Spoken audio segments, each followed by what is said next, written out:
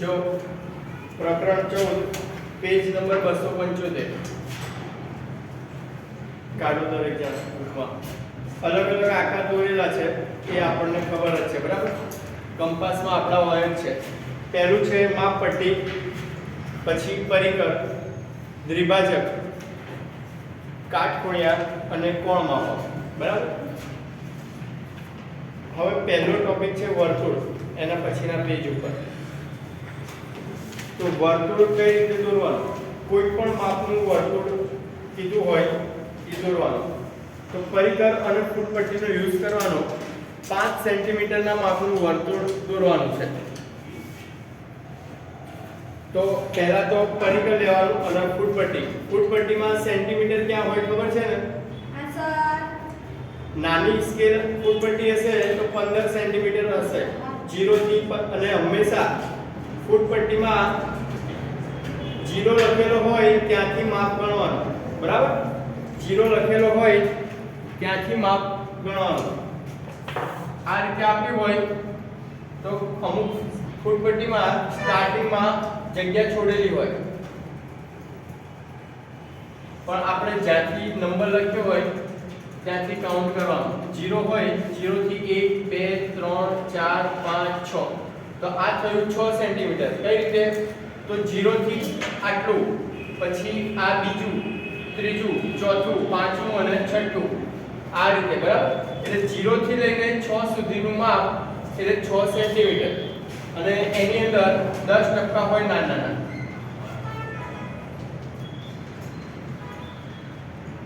10 નાના નાના ડેશ કરેલા હોય. એનો મતલબ શું? જો અહીંયા 2 છે અને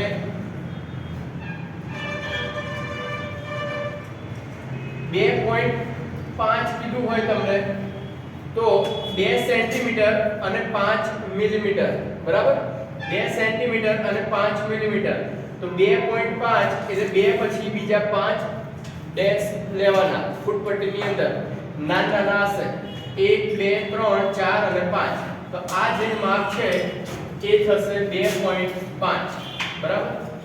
તો આ વસ્તુ ધ્યાન રાખવાની. દરેક જણા જોઈ લો ફૂટપટ્ટીની અંદર. એકવાર ફૂટપટ્ટી જોઈ લો એમ કહું. સેન્ટીમીટર વાળું માપ. હવે જો વર્તુળ દોરવું છે, પહેલું છે 2.5 નું દોરીએ. 2.5 સેન્ટીમીટર નું વર્તુળ દોરો. લખો 2.5 સેન્ટીમીટર નું વર્તુળ દોરો.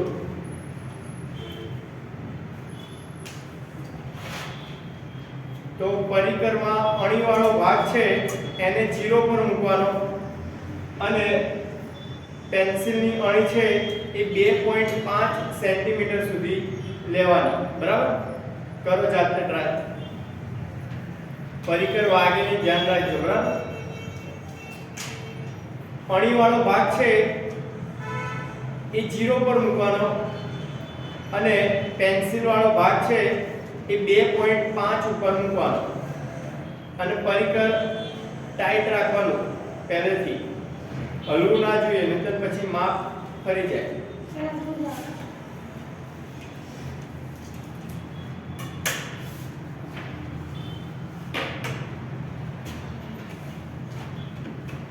પછી વર્તુળ દોરી કાઢવાનું ચોપડાની અંદર હલાયા વગર.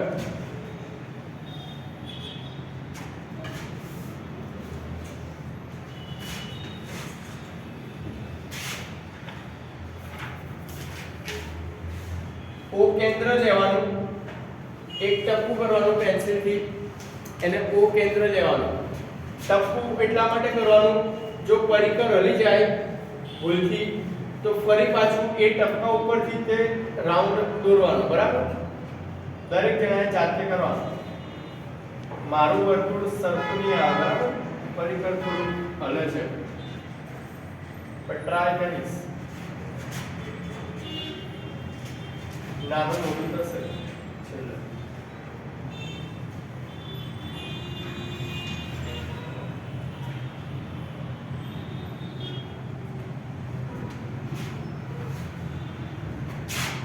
તો આ રીતે વર્તુળ દોરવાનું પરિઘની મદદથી.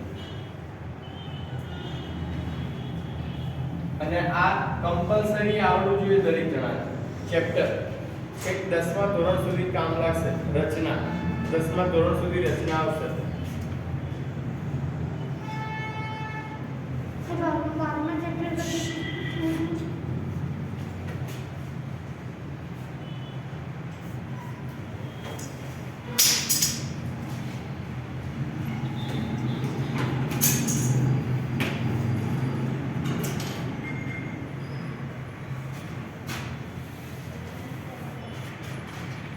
થઈ ગયું દરેકને? સ્વાધ્યાય 14.1 પ્રશ્ન 1 3.2 સેન્ટીમીટર ત્રિજ્યાવાળું વર્તુળ દોરો. સેમ આ રીતે 2.5 ની જગ્યાએ 3.2 સેન્ટીમીટર માપ લેવાનું.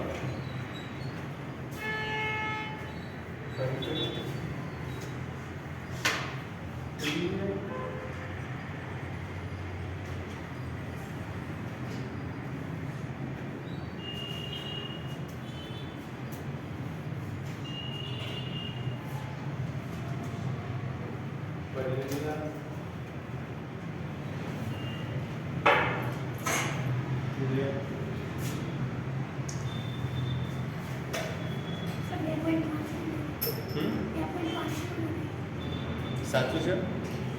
ઉપર નીચે લાગે મને. ખોટું છે? હા, આ ઉપરમાં ફેરવતો. હા, ખબર પડી જાય. ખબર પડી? ટ્રાય કરજો. પરિઘની અણી 0 પર રાખો અને પેન્સિલની અણી 3.2 સેન્ટીમીટર સુધી લઈ જવાની.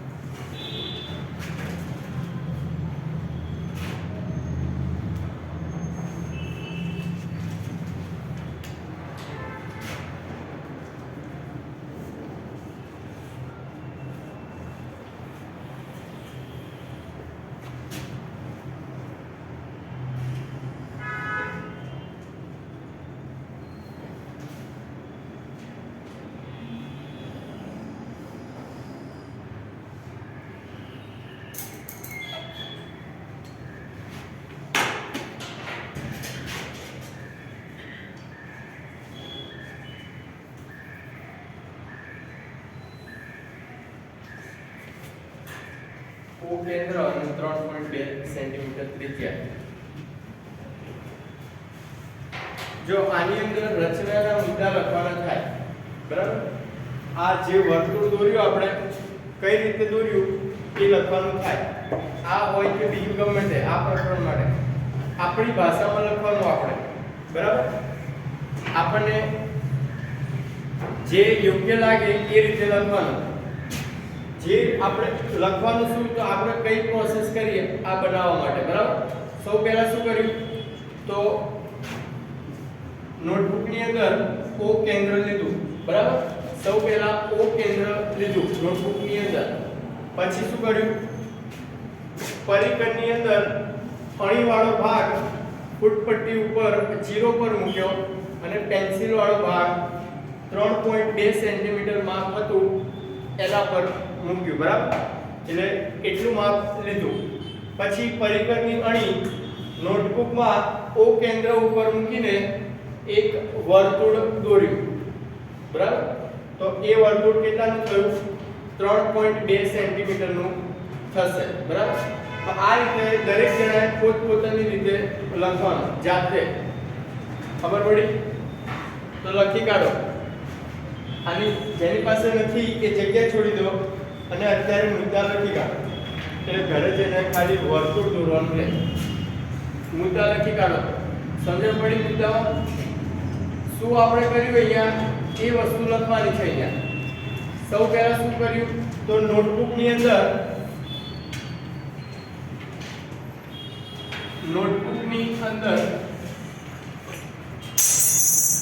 ઓ કેન્દ્ર લખો. નોટબુક ની અંદર ઓ કેન્દ્ર લખો. બરાબર. પછી બીજું શું કર્યું તો પરિકરની અંદર અણીવાળો ભાગ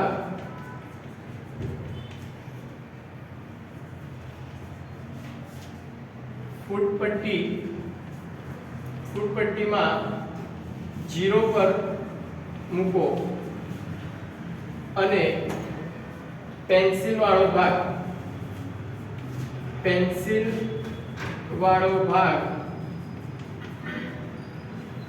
3.2 સેન્ટીમીટર થાય ત્યાં સુધી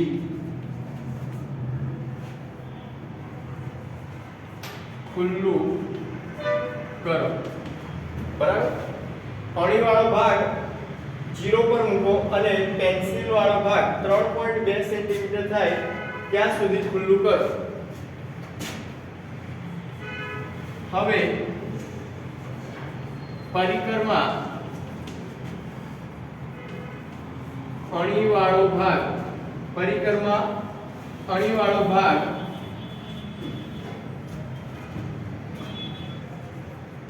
નોટબુકમાં ઓ કેન્દ્ર પર મૂકી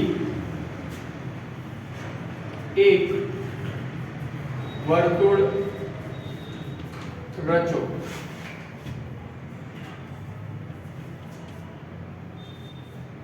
હવે માગેલ 3.2 સેમી નું વર્તુળ તૈયાર છે. આને કહેવાય મુદ્દા. આપણે વર્તુળ કઈ રીતે દોર્યું એ દરેક ડિટેલ અહીંયા લખી છે. બરાબર. જો બુકમાં કે એમાં અલગ અલગ આપ્યું હોય, તમારી પાસે કોઈ મટીરીયલ હોય એમાં પણ અલગ હોય, એટલે આપણે પહેલેથી આપણી રીતે લખવાનું. બરાબર. આપણને જે રીતે યાદ રહે એ રીતે લખવાનું. બુકનું તમે વાંચશો અને કરવા જશો તો એમાં અલગ અલગ ભાષા લખેલી હોય, પણ આપણી રીતે યાદ રાખેલું હોય જે આપણે કર્યું એ અહીંયા લખી કાઢ્યું.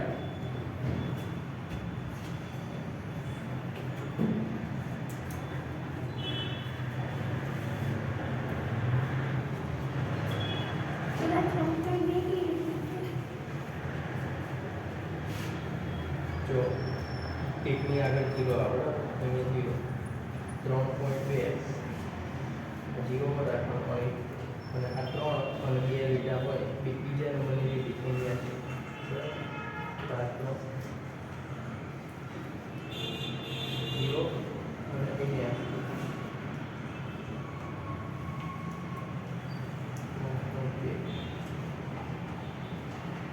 આ 0 અને આ 3.2 બીજા નંબરની લીટી છે ત્યાં સુધી આવશે.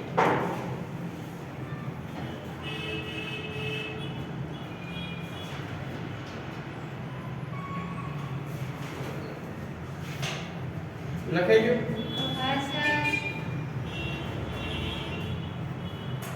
મુદ્દા આપણી રીતે લખવાના. બરાબર. બુકના ના લખો તો પણ ચાલે, કારણ કે દરેક ક્વેશ્ચનમાં અલગ અલગ હશે. અને પરિકર હલવું ના જોઈએ. પરિકર હલી જાય તો ફરી સેટ કરવાનું, નહીંતર પછી અલગ અલગ વર્તુળ આવે. મુદ્દા લખી કાઢો. પહેલા વર્તુળ શાંતિથી દોરજો, જેને બાકી હોય.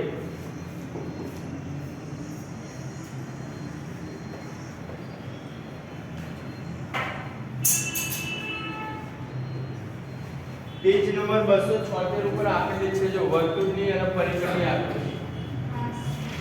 સ્વાધ્યાયની ઉપર આપેલી છે એ રીતે સેટ કરવાનો. અણી વાળો ભાગ 0 પર અને પેન્સિલ વાળો ભાગ 3 પર આપ્યો છે.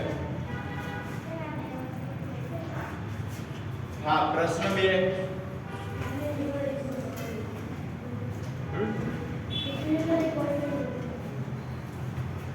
પતી ગયું ના?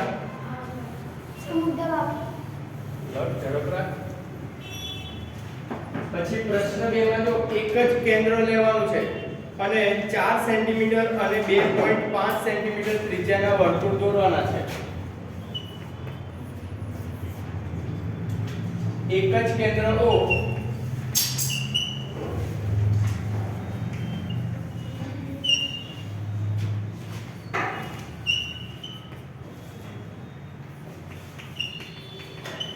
4 સેન્ટીમીટર અને 2.5 સેન્ટીમીટર ત્રિજ્યાવાળા બે વર્તુળ દોરો. જો કેન્દ્ર એક જ લેવાનું છે, બરાબર, અને અલગ અલગ માપ આપેલા છે.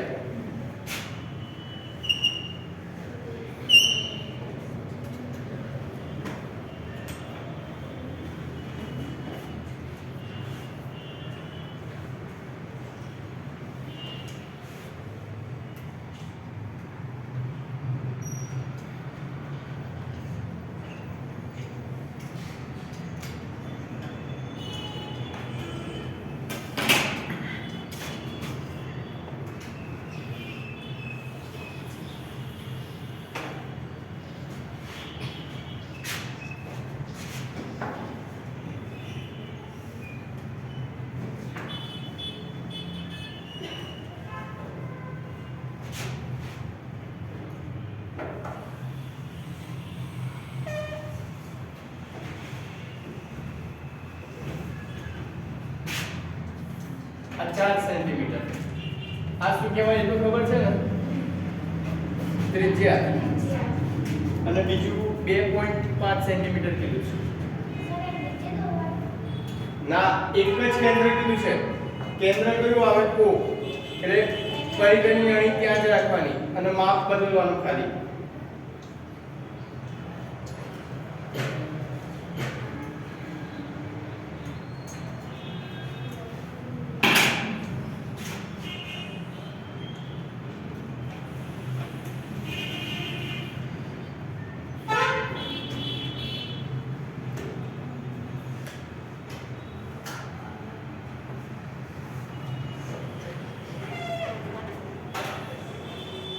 બરાબર, આ રીતે આવશે. બીજું માપ છે 2.5 સેન્ટીમીટર.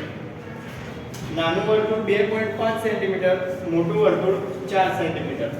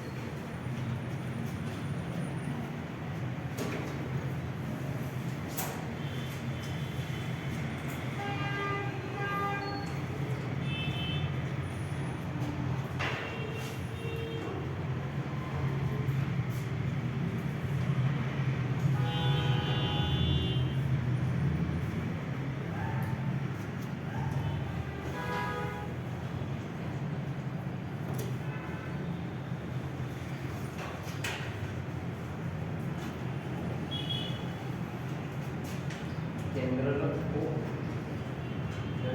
કેન્દ્ર લખવાનું ખ્યાલ આવે.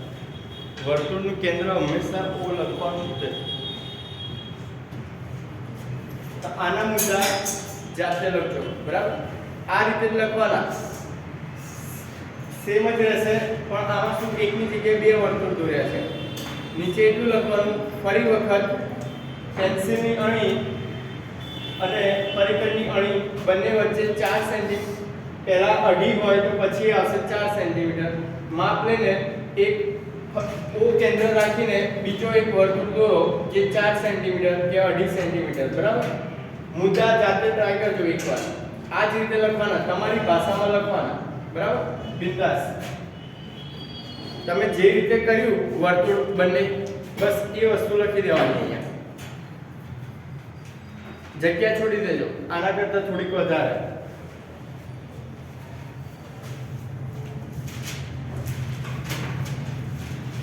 ખાલી આપણને વર્તુળ આવડવું જોઈએ. મેઇન વસ્તુ વર્તુળ દૂરથી ખબર પડી જાય, ખોટું હોય તો એટલું ધ્યાન રાખવાનું. રચના એવી વસ્તુ છે દૂરથી ખબર પડી જાય, ખોટી હોય તો. અને માપ આપ્યું હોય તો દરેકના ચોકડામાં એક જ સરખું દેખાય વર્તુળ. બરાબર. 5 સેન્ટીમીટર હોય તો દરેકમાં 5 સેન્ટીમીટર જ આવે, એક જ સરખું દેખાય.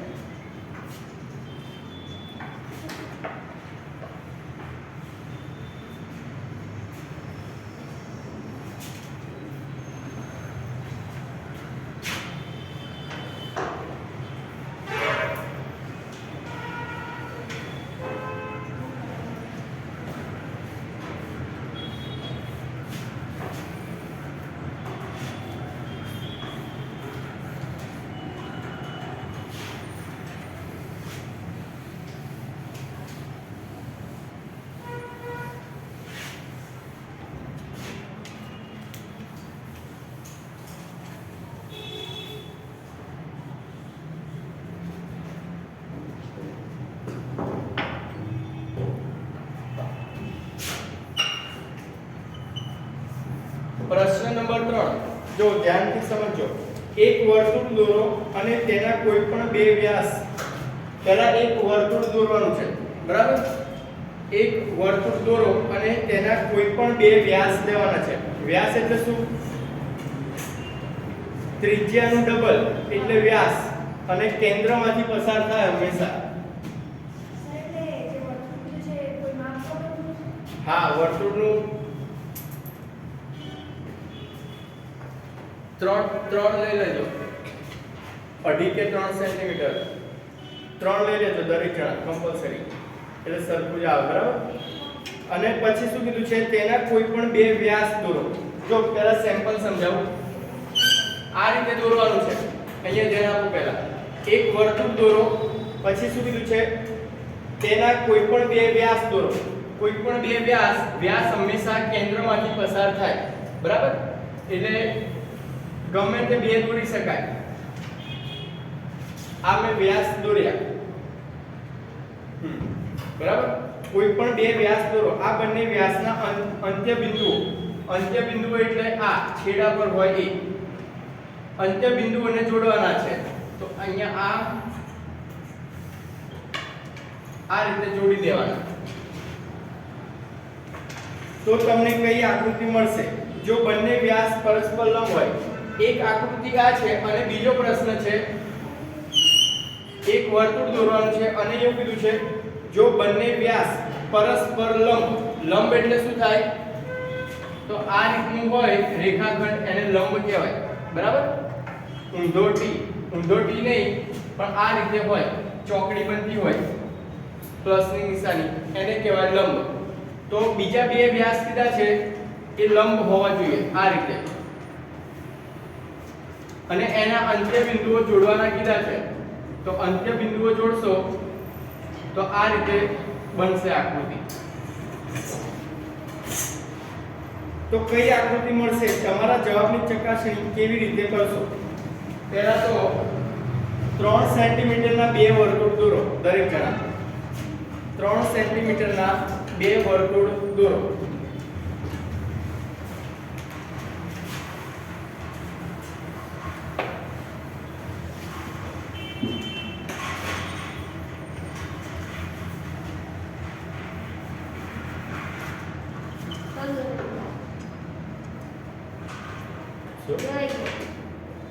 હા, હવે વ્યાસ દોરો.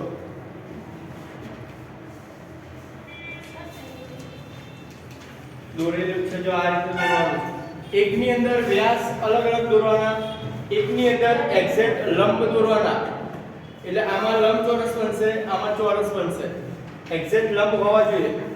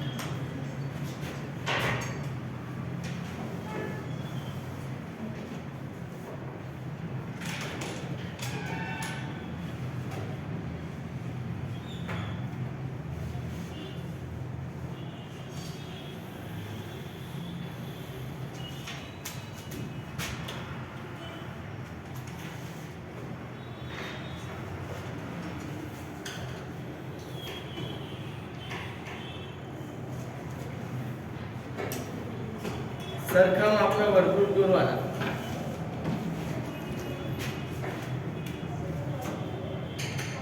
અને પછી વ્યાસ દોરવાનો વ્યાસ હંમેશા કેન્દ્રમાંથી પસાર થાય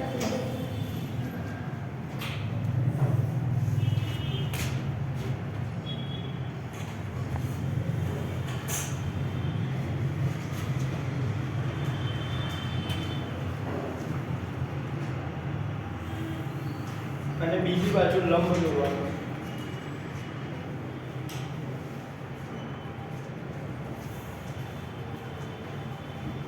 પછી અંત્ય બિંદુઓ જોઈન્ટ કરવાના અંત્ય બિંદુઓ એટલે છેડાવાળા ભાગ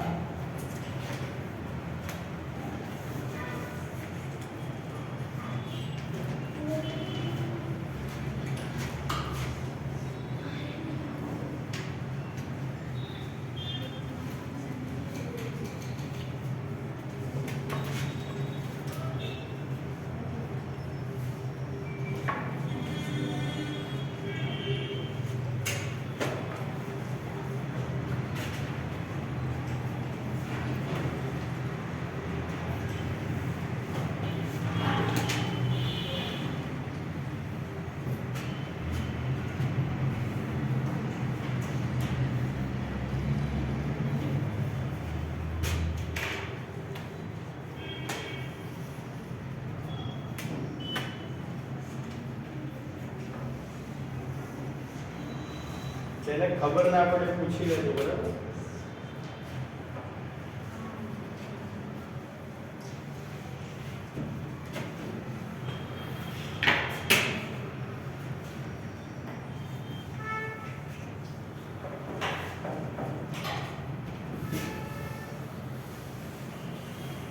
હવે નામ આપી દેવાના ઓ બંને કેન્દ્ર તો ઓ જ આવશે બરાબર આને આપી દો A B C D એ જ પ્રમાણે A B C D હવે આપણને કીધું છે ચેક કરવાનું ચકાસણી કેવી રીતે કરશો જવાબની તો જો અહીંયા આપણને જોઈને થોડોક આઈડિયા આવી જાય છે ઉપર લંબચોરસ બને છે અને નીચે ચોરસ બને છે બરાબર તો મુદ્દા લખવાના વર્તુળની અંદર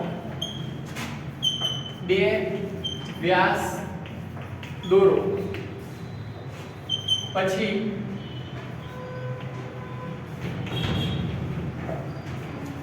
બંને વ્યાસના અંત્ય બિંદુને જોડો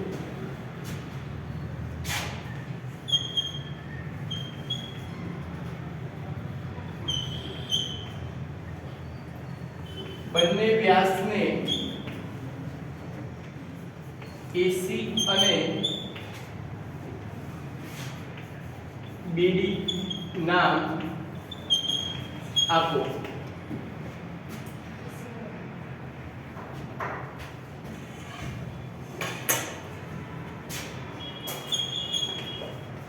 આકૃતિ જોતા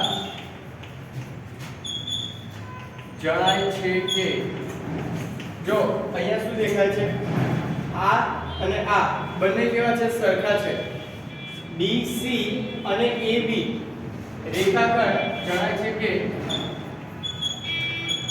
આ પહેલા માટે છે બરાબર પહેલી આકૃતિ માટે છે રેખાખંડ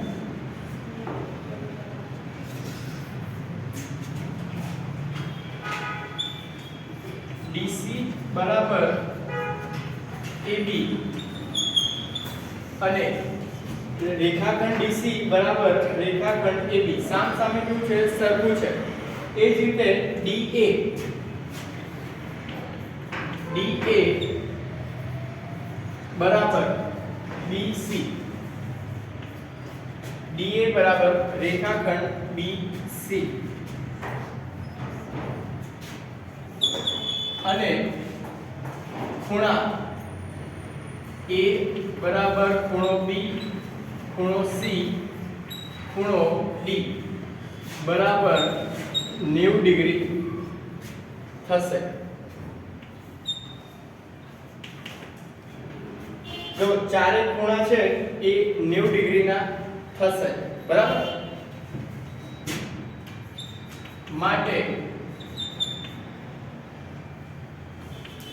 અહીં લંબચોરસ બનશે કેવું બનશે આ લંબચોરસ બનશે સેમ મેં આ રીતે તમારે હોમવર્કમાં આના માટે લખવાનું છે પણ અહીંયા ફરક શું પડશે જો DC બરાબર AB અને DA બરાબર BC થયું સામેના રેખાખંડ સરખા હતા એની જગ્યાએ અહીંયા શું થશે ચોરસ છે તો ચોરસની ચારે બાજુ કેવી હોય સરખી હોય તો ચારે બરાબર થશે અહીંયા શું થશે ચારે બરાબર થશે એટલે જો આ છે એની જગ્યાએ શું આવશે તો AB બરાબર BC CD અને DA ચારે રેખાખંડ કેવા હશે સરખા હશે તો જ તે ચોરસ બને અને ચારે ખૂણાના માપ પણ કેવા હશે ખૂણો A ખૂણો B ખૂણો C અને ખૂણો D બરાબર 90 ડિગ્રી થાય બરાબર તો શું કહેવાય ચોરસ બનશે આટલો ડિફરન્ટ આવશે બાકી બધું સેમ છે શું હા ચોરસ અને લંબચોરસમાં દરેક ખૂણો કેવો હોય 90 ડિગ્રીનો હોય